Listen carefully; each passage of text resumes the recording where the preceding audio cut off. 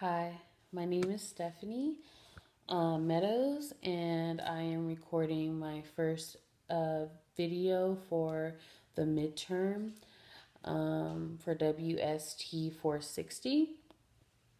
The first thing I want to talk about is sensitizing concept, the gendered body. And my topic is going to be like the socialization of gender in children in schools, the different school uniforms that children wear, and how that progresses into the workplace and into a young girl's life as she's growing up. So I have a couple of pictures of like different school uniforms that a young girl would have, or like a young boy would wear, and like how restrictive it is. And I have another one here as well. Here's a little girl in a skirt, and here's a boy. Um, Very typical school uniforms. So the differences in the way boys have to dress, pretty much the traditional pants and t-shirt. Girls have to wear skirts, skirts, and t-shirts that usually has like the little lacy trim around the collar.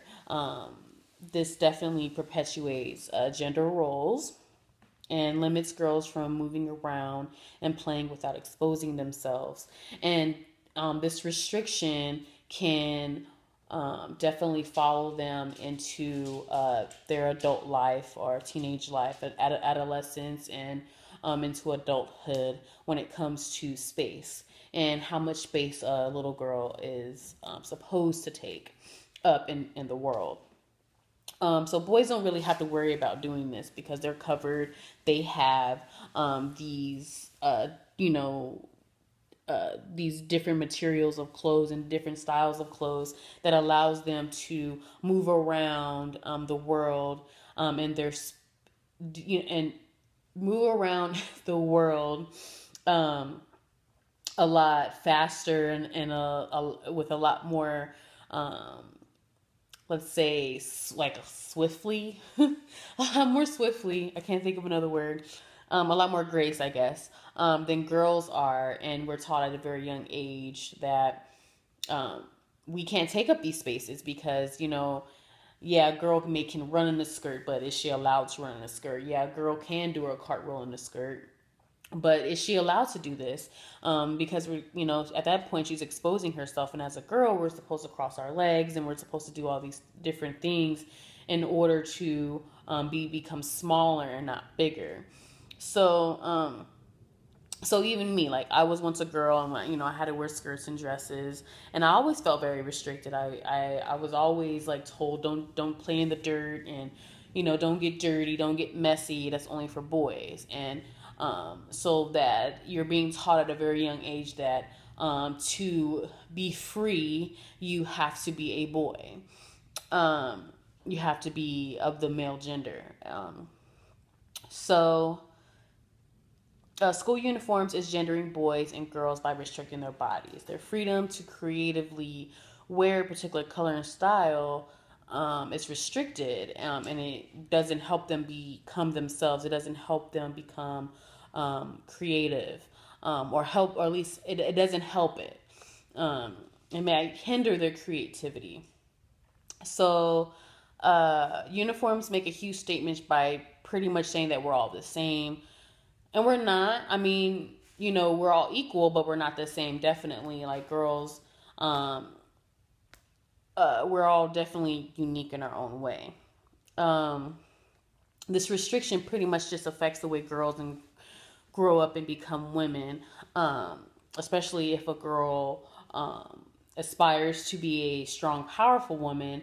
How what how can a woman do that when she's taught all of her life to cross her legs and take up less space when the men in the world, even to this day, take up more space and they dominate that space? And it's how does a woman or a young girl see herself taking up that space and being able to claim that space or conquer that space? Um, if a little girl's body is restricted by only wearing skirts and dresses, That might do something to her psychological state, maybe her mental state, maybe hinder her creativity, and might, transition into adulthood. So the article, Becoming a Gendered Body, she talks about pretty much how women only take up a certain amount of space and move differently and stand and differently than men do, and how women cross their legs and they're more they're smaller when it comes to men. Men's shoulders are more broader. They stand up and they, they own the room.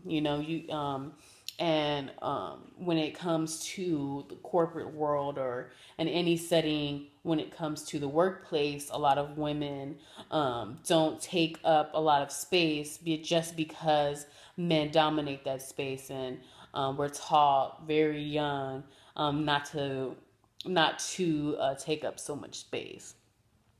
So I definitely believe that this is training from the time we are a child. We're being socialized by our clothes and the movements we can and cannot make. Um, um, Pretty much girls are told what not to do at a very young age when it comes to taking up space and when it comes to movements and when it comes to actions. Um, but boys aren't really told that too much. They are mostly told to go play because boys are just being boys, and then there are girls are just being girls when it comes to skirts, baby dolls, and rainbows, and stuff like that. So we're definitely taught at a very young age, what we are allowed and what we aren't allowed to do, and then it transitions over to when it comes into taking up space into the workplace or trying to be a voice in the workplace, or a force to reason in the workplace. Yeah, we are taught our boundaries of space at a very young age. And the space we take up is how much space in the adult world women grow up to take. So, yeah, um, that's pretty much all I have. Thank you very much.